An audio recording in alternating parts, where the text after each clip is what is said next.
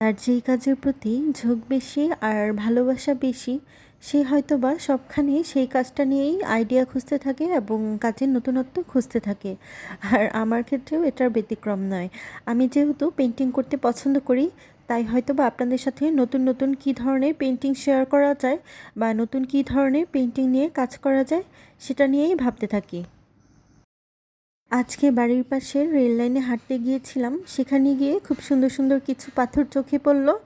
ভাবলাম সেগুলো পেন্টিং করে ঘর সাজালে কিন্তু মন্দ হয় না। সো আমি কিন্তু কিছু পাথর নিয়ে এসেছিলাম বাসায়, আর সেগুলোই পেন্টিং করতে বসে গিয়েছি। এই জন্য আমি কিছু অ্যাক্রিলিক কালার এবং কিছু, দেখতেই পাচ্ছেন এই দুটো ব্রাশ সেট নিয়ে নিয়েছি। এগুলো দিয়েই আমি পেন্টিংটা শুরু করে দিয়েছি। আপনারা কিন্তু দেখতে থাকেন আমি পাথরগুলো কিভাবে পেন্টিং করি, আর সেই জন্য কিন্তু আপনাদেরকে শেষ পর্যন্ত ভিডিওটা দেখতে হবে। আর ভিডিওটা ভালো লেগে থাকলে আপনারা কিন্তু সবার সাথে শেয়ার করতে পারেন, আমার চ্যানেলটা সাবস্ক্রাইব করে দিতে পারেন। তো দেখতেই পাচ্ছেন আমি প্রথমে একটা পাথর নিয়ে সেটাকে আমি প্রথমে অ্যাক্রিলিকের যেই ব্লু কালার সেটা দিয়ে পেন্টিং করে নিচ্ছি। তার সাথে একটু হোয়াইট কালার দিয়ে একটু শেড দিয়ে নিচ্ছি, যাতে আর একটু ফুটে ওঠে। এরপরে আমি কিন্তু আরেকটাতে পিঙ্ক কালার দিয়ে নিচ্ছি। তারপরেরটাতেও আমি এভাবে চারটাকে চার কালার করে নিব, দেখতেই পাচ্ছেন। আর এটাতেও কিন্তু আমি একটু হোয়াইট কালার দিয়ে একটু শেড শেড করে নিয়েছি, যাতে করে দেখতে আরেকটু বেশি ভালো লাগে। আসলে এতগুলো পাথরের মাঝখানে আমি সঠিকভাবে নির্বাচন করতে পারছিলাম না যে কোনটা নিলে ভালো হবে। আমার কাছে যেগুলো ভালো মনে হচ্ছিল আমি নিয়ে আসছিলাম।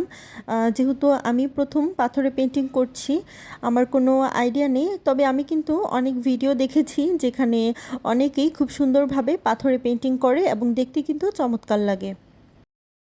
আর এই জন্যই আমার একটু পেন্টিং করতে সমস্যা হচ্ছিল, যেহেতু আমি পাথরগুলো একদম প্লেন বা একদম ফ্ল্যাট যেগুলো সেগুলো আনিনি, একটু দেখতেই পাচ্ছেন একটু উঁচা নিচা টাইপের। এই জন্য কিন্তু পেন্টিং করতে বা ডিজাইনটা করতেও, পরে যে আমি ডিজাইনটা করব সেটা করতেও একটু ভেজাল হয়ে যাচ্ছিল বা একটু প্রবলেম হচ্ছিল।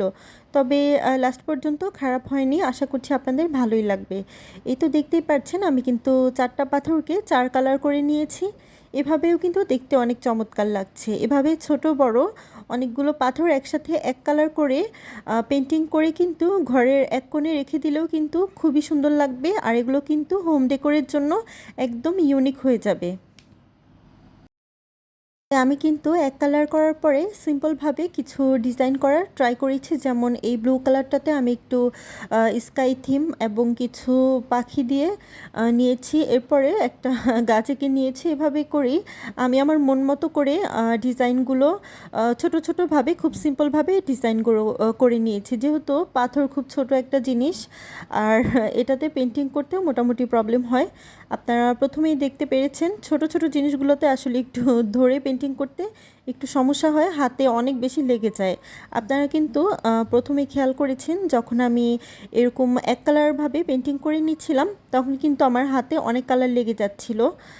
তারপরেও আমি কোনোভাবে ম্যানেজ করে সবগুলো পাথর কালার করে নিয়েছি এবং সবগুলো একসাথে শুকিয়ে নিয়েছি। শুকানোর পরে গিয়ে কিন্তু আমি সিম্পলভাবে কিছু ডিজাইন করে নিচ্ছি। আর ডিজাইনটা ডিটেলসে বলার কিছুই নেই, আপনারা কিন্তু দেখেই বুঝে যাবেন।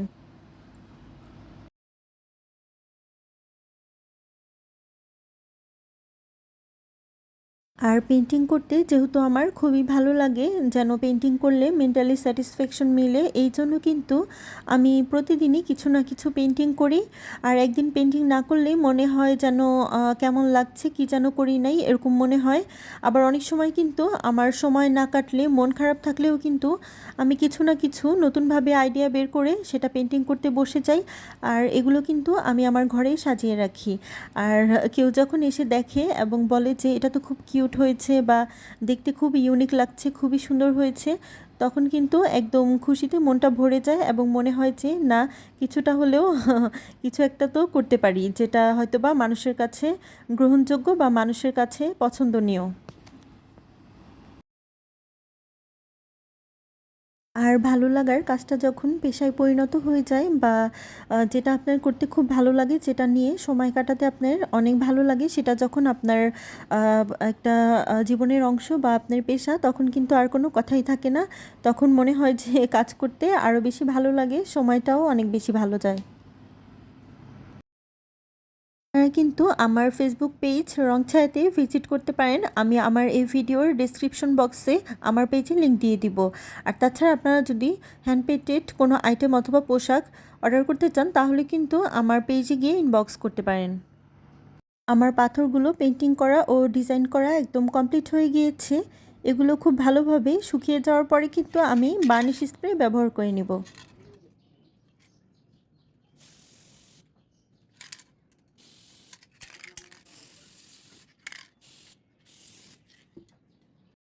বার্নিশ স্প্রে ব্যবহার করার পরে এগুলো অনেক বেশি কোয়ালিটিফুল, অনেক বেশি চকচকে এবং অনেক বেশি সুন্দরভাবে ফুটে ওঠে। আর এগুলো ঘরে সাজিয়ে রাখলে দেখতে কিন্তু অনেক বেশি ভালো লাগবে। যদিও আমি আপনাদের সাথে ঘরে সাজিয়ে রেখে বা কীভাবে সাজালাম সেটা শেয়ার করতে পারিনি, তবে সম্পূর্ণটা কমপ্লিট হওয়ার পরে দেখতে কেমন লেগেছে অবশ্যই জানাবেন। ভালো লেগে থাকলে আমার চ্যানেলটার সাথেই থাকবেন। আল্লাহ হাফেজ।